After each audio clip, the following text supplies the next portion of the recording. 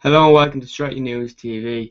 Today, Manchester United have been linked with a move for Thomas Vermaelen, Arsenal's captain. It's been reported in the Telegraph that by Matt Law that the Arsenal player that's in his final stage of his contract is open to a move to Manchester United. Obviously, in the past year, Vermaelen, or even 18 months, he's not been starting for Arsenal with Pierre Mertesacker and Koscielny, forming a formidable partnership in the heart of Arsenal's defence. Then you have Vermaelen, who as an individual is a highly rated defender.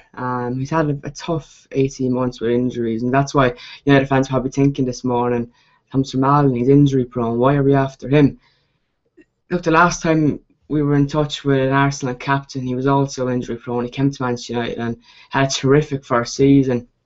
Van Persie had a tough year under Moyes, and you can see by the partnership he has with Louis van Gaal, they're going to be buzzing together next season. And it is understood that Vermaelen was a player that David Moyes was looking at last season. I mentioned I've been keeping tabs on. Louis van Gaal likes a defender that can play ball, which Vermaelen can.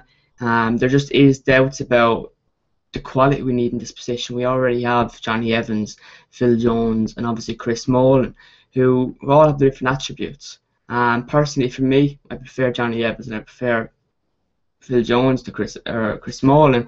But Van Gaal has his own methods in how he sees United next season. And to be honest with you, I trust him. If it came to Titus Bramble, I trust Van Gaal to sign him as well. Van Gaal might see this as a challenge. He always talks about liking challenges, and this challenge could be to turn Vermaelen's career around and make him that respected defender he once was at Arsenal. At the minute, it is quite difficult, and when you have a partnership like Koscielny and Mertesacker, they both suit each other very, very well, and you're not going to disrupt that by playing a defender who I think is better than both of them. But when the both of them are together, you can't split that up. It's very same as when Rio Ferdinand and Vidic were together. Obviously not to the same scale, but they were so unbreakable. They were just perfect. They knew how to play alongside one another. And then when you split them up and you put a player in replace one another, it was never the same. Even though Vidic, world class, Rio, one of the best defenders the club has ever seen, when you take one of them away and slot in with a different defender, it's so different. You do find partnerships where the players just link and slot in perfectly together.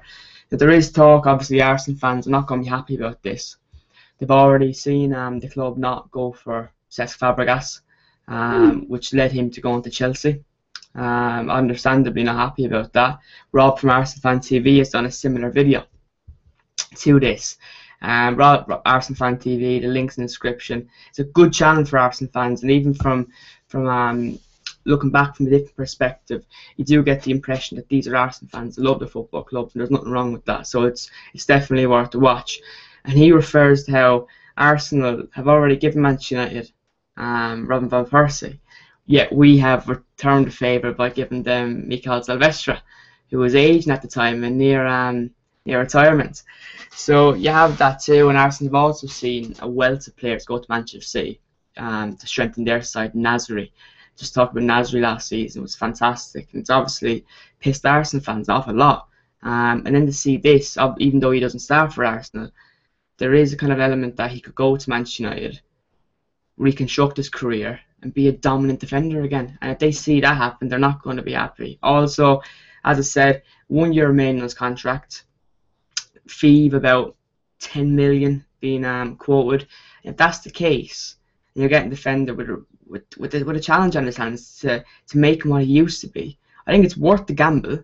I'm not saying he's world class, but we could do a lot worse. It wouldn't be a bad bit of business. I think it'd be, as I said, Van Gaal likes a challenge. This is a challenge, and if it pays off, we're looking at a good defender. And we've already been, I think, in talks with looking at players like Matt Hummels, and that's a bracket on its own. That's world class.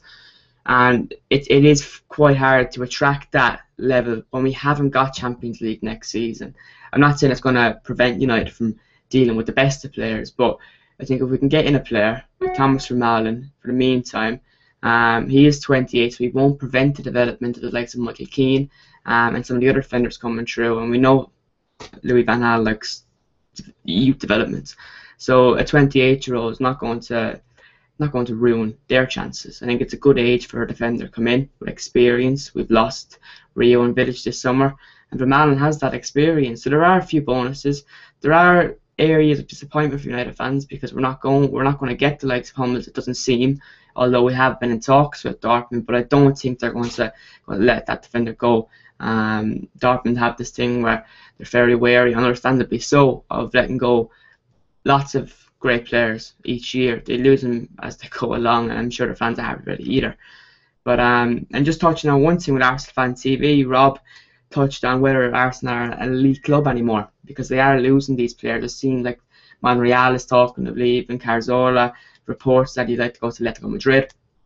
Arsenal elite club, I don't think it's down to losing out on top players. I just think there are more elite clubs in England than Arsenal. And it's down to success. When you're Robin Van Persie coming to the end of your career, it doesn't matter you have a great relationship with Arsene Wenger, but if Manchester United come calling on your doorstep, promising you success, it's hard to turn that down. And because at the end of the day, when a footballer retires, you look at what he's won. You look at what he's done in his football career. Van Persie's come to Manchester United, he's won a league title. I don't think his successful days are over yet, because Van Gaal come in is going to do a good job at United. I'm certain of that. Videos like this will monitor the situation in Manchester United in the transfer process. Serge, Ian, I'm sure Jonathan also will be giving their input on what they think on different signings. For me, Vermaelen, I think it's a goer. Would not stick my nose up at it. We can't be too fussy. There's United fans out there begging for transfers every day. They're checking their Twitter search in the mornings and the evenings, nearly every hour, and they're not happy when they're not seeing United working hard. I think United are working hard behind the scenes, and they learned their lessons from last year and being so public about their dealings, and all that resulted to was negative press. How can you come out and be so public about going after Cesc Fabregas if you're not going to get him? It's not good PR for football clubs. You're better off doing things privately, like Fergie and Gill usually did. And I think that's a lesson Woodward will take under his belt. So right now we're looking at Vermaelen. Leave your comments in the comment section below. Make sure you like and subscribe to Strategy News TV, and do take a look at Rob's video on Arsenal Fan TV. It gives a different perspective on the situation. He's obviously not happy about it, and I'm a bit different, I'd say, Vermaelen. So thanks for watching.